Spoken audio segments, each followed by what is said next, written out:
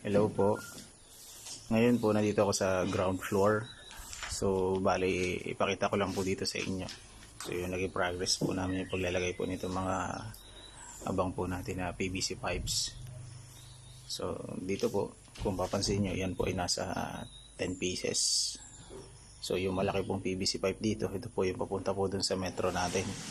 Ito naman pong isa na itong katabi niya. Ito, ayan po. Ito, PVC pipe din po yan.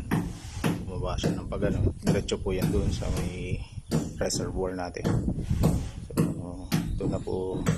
Ready na po yung wires dyan. So, 3 wires po yun. So, may kulay puti, itim, saka pula. Yung puti po sa grounding. Yung red po is para sa negative or neutral.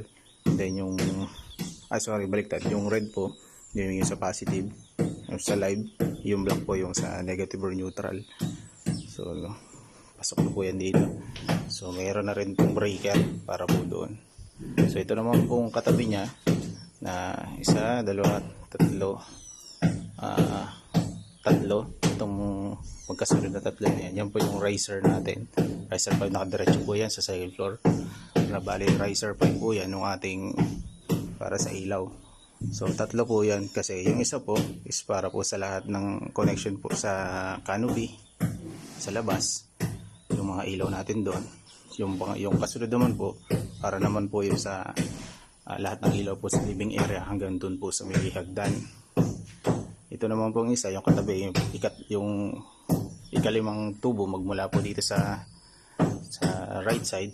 Is yun naman po yung breaker natin para naman po sa loob ng kwarto, living area at sa CR. So yung isa po, yung ika-aning, yun naman po yung riser pipe natin para po sa mga saksakan po. Sa saksakan po yan ng ating AC. So yun po. Yung nasa dulo po naman na ito po naman yung riser pipe natin sa lahat po ng mga saksakan na 2 gang at 3 gang sa loob po, sa second floor. So nakaseparate po yung saksakan po, yung breaker po na para sa AC. So yun po yung nasa standard natin. So pero lahat po ng saksakan doon sa taas, yung mga 2 gang outlet saka 3 gang, yan po nakaseparate din. Ito yan, nasa dulo na ito. So dito po sa ground floor, ilatag na po namin yung mga yung mga flexible hose, flexible pipe, conduit. So dito, diretso na ito po yung sasaksakan dito sa loob ng kwarto. Yun. Ito naman po sa living area. Pati po yun. So, sa may sa planted column sa taas. So dito po sa kabilang side. Ito. So yan, lalagyan na lang po namin ng cover yan. Kinulang lang ako ng cover. Pahahabol ko na lang po yan. Naka-open pa po ng junction box. Dito po. Ito po yung sasaksakan po sa may balkonahe sa labas. Ito po naman ay para po ito sa 3 gang switch para po sa hagdan, yung ilaw sa hagdan. Diretso po yan doon.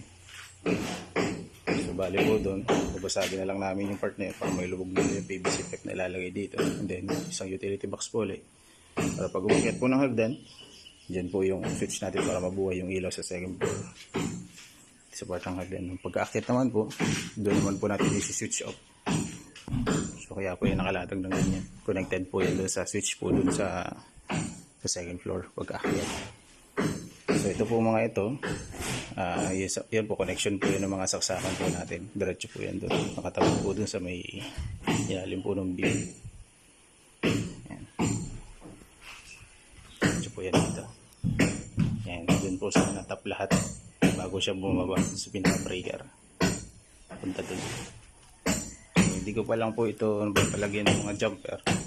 Nilalagay po dyan sa ibabaw ng breaker na nakaganon.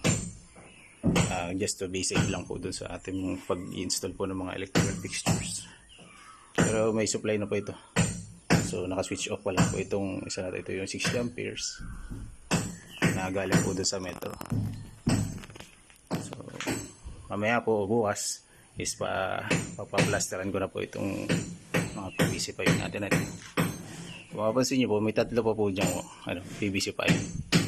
So yung tatlo po na yan is instruction ko dyan po lagyan na yan para hindi na po kami uli magtektik. Pag halimbawa po naman sa amin po ma-award yung electrical works itong ground floor, yan na po yung mga pipe natin na idadiretso po dito sa breaker. Also, ito pong breaker na ito, malaki na po ito. Pero kukulangin pa rin po ito. Mangyayari po, magkakaroon po ng isa po dito sa baba. Pag tinuloy na po natin itong sa ground floor. Bakit po ganun? Kasi ito po ay, ang kaya lang po nitong breaker is siyam na peraso. So, kung papansin nyo po, may tatlo doon. Kulang pa po tayo ng 5 hanggang 6 para po sa mga saksakan naman po dito sa ground floor. So, dito po, additional na lang po ng isang dito, panel board. Doon naman po natin itatap para sa mga saksakan po ng ground floor. Magkoconnect na lang po ulit kami doon ng isang wires pababang ganun para po dun sa breaker naman po or supply para po sa ground floor. So, ayan po. Thank you po.